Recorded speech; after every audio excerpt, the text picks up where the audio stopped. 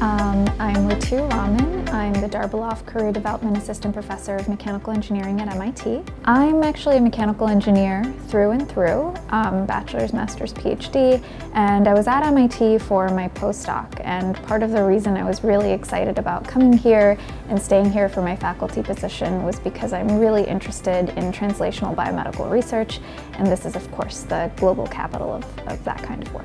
So I come from a family of engineers. My mom's a chemical engineer, my dad's a mechanical engineer, my grandpa is a civil engineer, and I grew up moving around a lot with them, partly because of their careers. So I spent part of my childhood in Kenya, part in India, and part in different places throughout the United States.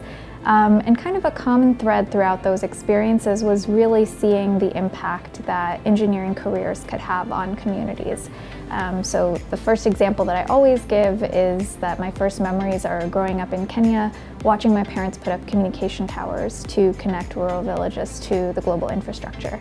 And it was so exciting. You know, you'd go there, you would spend a weekend, you'd see something physical emerge as a product of innovation, and you knew that it would have a lasting positive impact on the community. And I just knew from a very early age that I wanted to have that kind of career and path in life. One of my favorite and maybe most controversial pieces of advice that I like to give young people is don't follow your passions. I think especially as millennials, especially as young Americans, we often get this kind of advice of, you know, just follow your passions and your dreams and everything will come true and you'll be fabulous.